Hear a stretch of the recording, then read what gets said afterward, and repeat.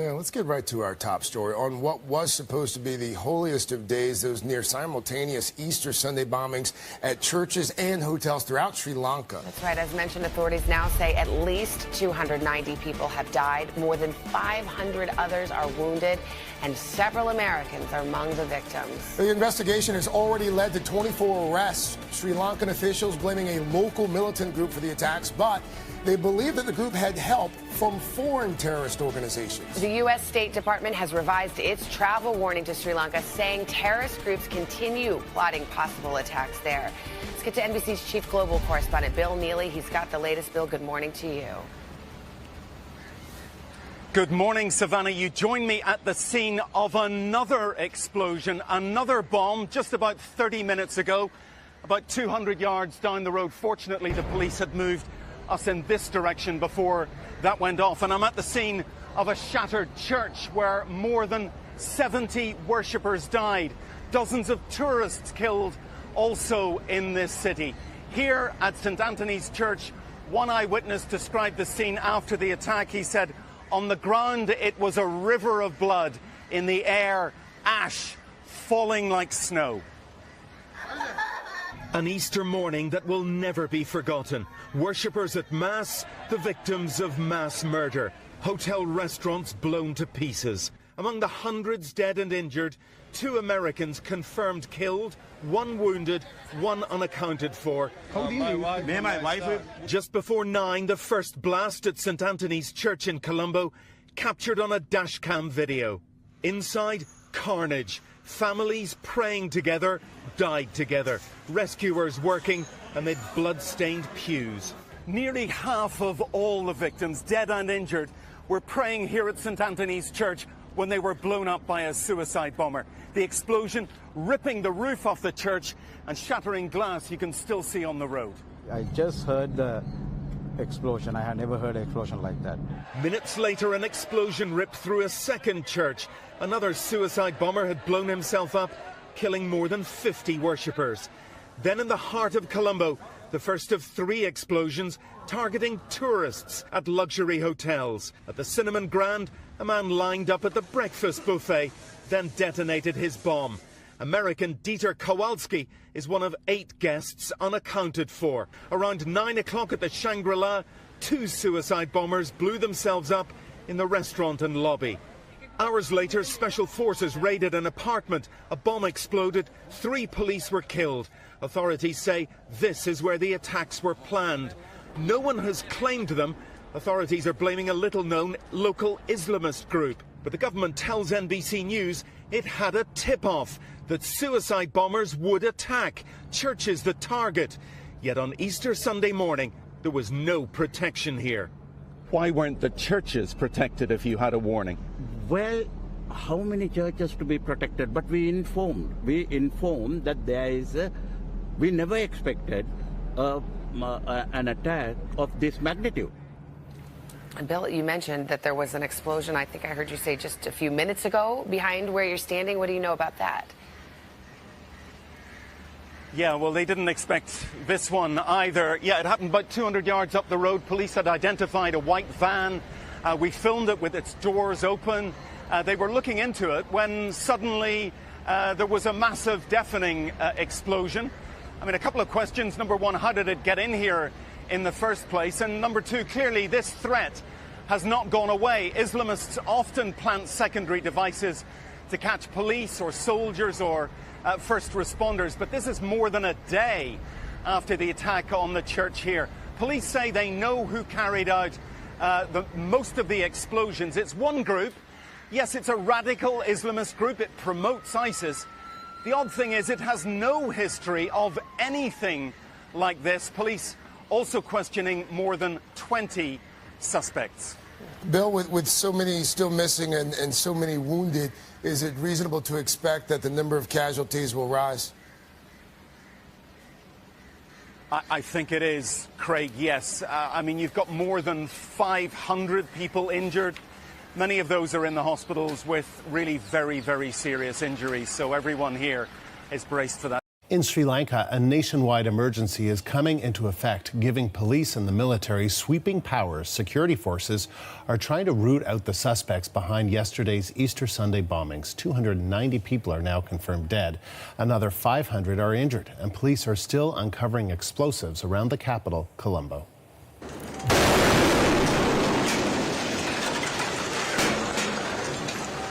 The video shows a blast in Colombo today. It happened as a police bomb squad was attempting to defuse an explosive near the church where more than half of yesterday's victims were killed. Let's bring in Arthi Pol for more on the story. So, Arthi, we're also learning about some warnings that may have been ignored by authorities. What can you tell us? So what we understand right now that's being reported from officials is that essentially there was some intel that was coming in regarding potential threats for attacks, even suggesting that a radical Islamist group was planning suicide attacks against churches. Still, no action was taken. And these sorts of warnings that were given to certain members of the government or security officials were given, in fact, as far as 10 days ago, some dating back to April 4th. That's what some reports suggest right now. So it is possible that perhaps these deaths, 290 people killed, could have been prevented if some of this information was heeded. That is the complaint and criticism that we're seeing right now, and a lot of questions being raised about why nothing was done. In fact, the telecommunications minister is addressing that. Take a listen.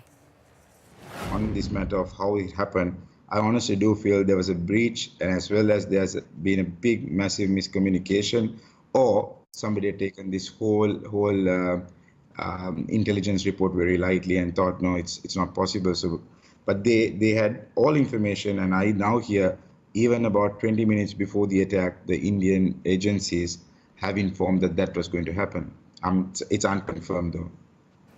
And this level of violence really hasn't been seen in Sri Lanka since their civil unrest, really. It has been so many years. And so perhaps some say that is why they weren't taking it so seriously. All of that said, we know that 24 people have been arrested in connection with these attacks. There were 7 suicide bombers, all reported to be Sri Lankan citizens. That said, there is an ongoing investigation to see what sort of international terror groups may have been linked to it. As it stands right now, no one has claimed responsibility, but there are reports that a little-known Islamist group that promotes a terrorist ideology in South Asia may have been involved in these particular attacks. We know that Interpol, their incident response team, has also been deployed to Sri Lanka to help with counterterrorism efforts. And in fact, emergency laws are being invoked in order to give military and other officials stronger powers to interrogate those persons of interest that they have detained, Andrew. And as we mentioned earlier, there was another blast in Colombo today. What more can you tell us about that? Right. So we had watched the detonation of a car bomb, really. And this was a vehicle that had been parked overnight that some residents then flagged to security officials, saying that perhaps it looked a little bit suspicious. And it was detonated, as you see in this video here. There were some other reports of 87 bomb detonators being found in the city's main bus station, and also an explosive device that was found en route to the airport as well. And so we know that the military spent much of the day trying to sweep through to ensure that there are no more explosive devices to be found anywhere in Sri Lanka, because we know that these 9 attacks that were carried out on Sunday took place all over the country. Now, in terms of a curfew, that has also been put in effect, but we know that people are still having a difficult time coping. Take a listen. Obviously sad, right? I'm seeing lives dying in front of my eyes. I saw blood, I saw people's hands, legs, and all those stuff. It is not making me angry, it is making me more and more sad. The grieving, of course, begins now. 290 people dead, 500 people injured, and we know that there are vigils that will be held here in Canada, too. For more reaction to these attacks, I want to turn to Jude Aloysius. He is the president of the Tamil Catholic community of Toronto. So, Jude, this must just be a terrible time for your community. It is a very sad time and very troubling time as well. You know, when the news came, we were in church celebrating the Easter Vigil Mass. Towards the end of the celebration, that's when we started hearing rumblings of bombs have gone off. And then finally we heard that actually a bomb had gone off at St. Anthony's Church, the shrine at Kochikada. And that's a lot of our Catholics have been to that church, and a lot of our parishioners who live here have family members who live around that church, and they were very concerned to see whether anything has happened to some of them. And people started calling their families back home straight from the church to find out whether they were alive or whether they have perished. And I was actually standing right next to a lady who actually called home, and she was relieved to find out the parents normally go to that church, for all these big celebrations. And on that particular day, they decided to go to a different church. And if they had gone to that church, they would have been sitting right in the front pew, being part of that mass. And she was very relieved to find out, the parents didn't go. But, these are some, good stories that we found out. But there are others. Later on, we found out that another friend's family, his friend who had gone to that church, and they are injured, and he still doesn't know exactly, whether what happened to them in the hospital and stuff like that. So it is a very troubling time. How I understand it's a minority group, right? Catholics in Sri Lanka. Would you consider it to be, generally speaking, a vulnerable group? So far, all these years, I don't think we have ever faced a situation like this. This is the first time, I think, leaving aside from the ethnic war, where during that time the churches in the north was affected by the bombing of the Sri Lankan government and stuff like that. But leaving all that aside, generally speaking, the Catholic population did not face much of these type of incidents back home. So what was your reaction when you heard about this? I mean, it's staggering. Almost 300 people were killed. Shocked. Yeah. Shocked, to say the least, and especially to happen during Easter, where the communities gathered to celebrate after observing the suffering of Jesus, and coming together as a community to celebrate his resurrection, the fundamental faith, fundamental value of our faith, where Lord Jesus, overcome death, and he rose again on the third day. And on that particular day, for something like this to happen, someone to go inside a place of worship and to bomb the innocent people who are there to pray. Every time we go to a place of worship, we go there with, pain and suffering, or, it's a place where you can go and open your heart and be peaceful. And every time you go in there, you expect to come home alive. Nobody expects to go into a place of worship and to be returned in body bags, in pieces. No, it is very troubling. And at a press conference, a government spokesperson said that authorities received warnings 2 weeks before these attacks. What do you make of that? But that no one knew. They didn't tell anyone. See, that's the thing, right? Me living in this country, when something like this happens and there is a threat, announcement goes out, or there's security, tightened security, and things like that happen. And it's not from one source; through multiple sources, the government was informed that there is an imminent threat. And why they didn't do anything, it's mind-boggling to me. When all these sources are telling you, listen, there's something like this is going to happen, look into it, and people didn't do anything, who is responsible for it, right? Who is going to hold these people responsible for not doing anything, right? We have almost close to 300 people killed and 500 in hospital, right? Who is going to be their voice to ask for justice for these people who got killed? Islamic terrorists killed hundreds in Sri Lanka on Easter Sunday. But what's key beyond the horror was that the targeted country was aware of the threat. And this nugget from USA Today, quote, the country's prime minister and his cabinet were unaware of the intelligence until after the attacks due to political dysfunction. Political dysfunction, which is really code for deadly incompetence and taking your eye off the ball. It's something to remember as our media invites us to chase phantoms of their own making, lost in fever dreams over collusion, obstruction, impeachment, hate hoaxes, Stormy and Avenatti, is that real evil still stalks this planet. And terror is liquid, always seeking the path of least resistance. And that path is often carved by our own distractions, sparked by those who see politics as far more important than our safety. Which is why terror couldn't compete with the Mueller report, even on Easter. Nothing matters except winning that news cycle. But hey, it happened far away. And in America, it's a peaceful time. But only because there are people you don't know making sure it's still peaceful. Until one day when terror strikes us at home, as it has before.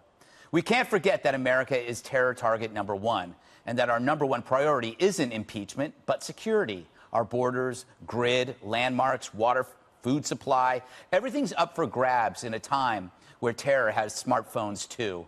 And when something big finally strikes, winning a news cycle looks more than petty. It's downright dangerous.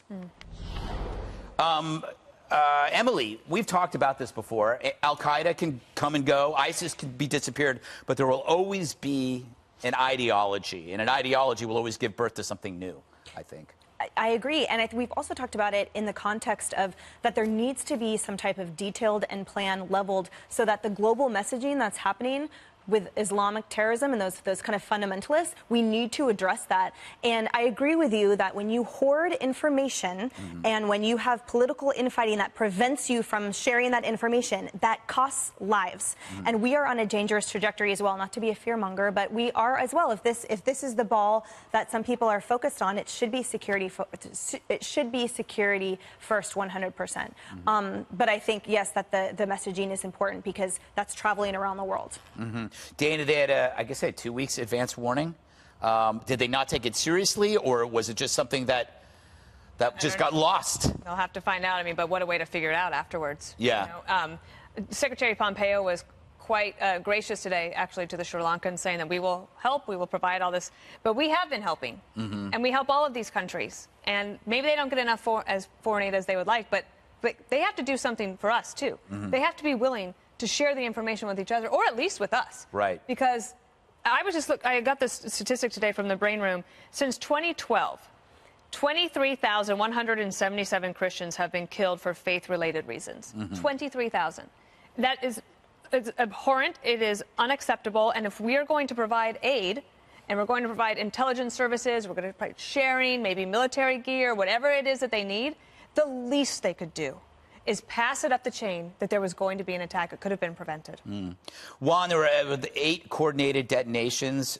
This is a group that we've never heard of, but it's kind of the same thing, right? I mean, it just mutates, changes, evolves, gets better. Right. So this is the argument that we have. You know, before I start that, let me just say, the kids that died. There's a kid, there's a 5th grader from Sidwell Friends in D.C.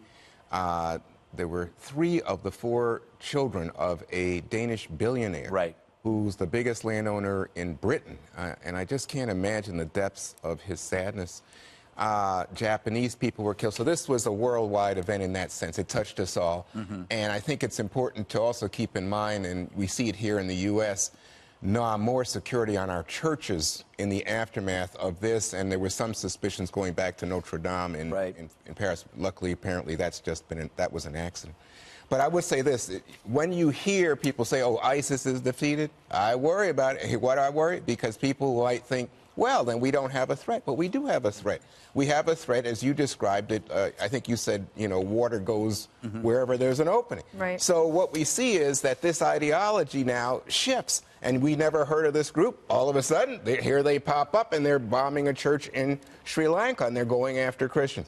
So to me, this is a generational fight. The ideology, unfortunately, is not defeated, and we as Americans cannot lose sight of the fact that we're in an ongoing fight. And when the president boasts, for whatever reason, that ISIS is defeated, don't be fooled. We've got to keep up not only the attention, but the fight. And with regard to the intelligence, we know there are all sorts of arguments about, did we know what was coming on 9/11? And you know what? You can blame them. You can say they're incompetent. They're not the U.S. government, not U.S. intelligence, not Israeli intelligence. They're not British. But the fact is the people responsible are the terrorists. Well, right. Can I clarify that, though? I mean, because after 9/11 is when we took down the wall between intelligence and law enforcement. Yeah. That made a big difference. Then we stepped up efforts all around the world to make sure that those governments where you knew there were hotspots would have what they needed in order to share, to have the information, to have the equipment that they needed. We learned a lesson. Correct. From 9/11, and if we're going to help these countries, the least they can do is they had the information. They just didn't pass it on. Correct. But so, I mean, I think that we have made changes and we have adapted post 9/11. But I just don't like the idea that we would say, well, it's their failure, their fingerprint. People did that to us. I didn't like it. I didn't think it was fair to us, to our government. I think the terrorists are the ones who should be held responsible. So, Jesse, we've seen different responses to this. Some are pretty odd. Yeah. Would you care to pick the ones that disgust you most? Or? Well, I have the Washington Post right here, and it's just kind of disgusting. Christianity under attack. Sri Lanka church bombings stoke far-right anger in the West. And it's a whole article not about editorializing about radical Islam murdering people. It's editorializing and saying, oh, Christians are upset that churches are being bombed. And they're making Christians and conservatives out to be the villains for reacting to terrorist attacks. Look at some of the leading Democrats, how they characterized it. They didn't use Christians. They didn't say a lot of churches. They actually said Easter worshipers were under attack. Now, you don't call Muslims Ramadan worshipers. You don't call Jews Passover worshipers. It's a made-up phrase. And I think, why do they make up phrases like this? And this is one of the reasons why people don't trust liberals, because they're not in touch with reality. They do this because they're pandering to Muslims. Because a lot of liberals feel that they are so obsessed with how other people think about them. And if they're thought of to be insensitive, that drives them crazy. And second of all, they think their own rhetoric causes Islamic extremism. Remember, blame America first. They think Islamophobia causes radical Islam, so they do whatever they can to sanitize it. Now, BuzzFeed actually came out, one of their editors, and said, wow, President Trump, imagine how outraged he'd be if whites were the victims of the Sri Lanka attack. And I just found that completely despicable to play the race card after a terrorist attack. It's what they did in Katrina. Remember Bush, he would have acted faster if there were white victims in Louisiana. And when I step back and think about, conservatives are pretty colorblind when it comes to life.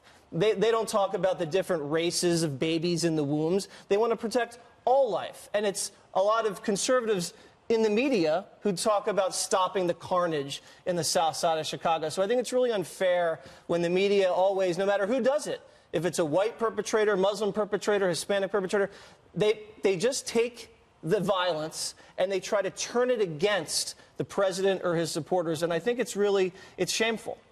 All right.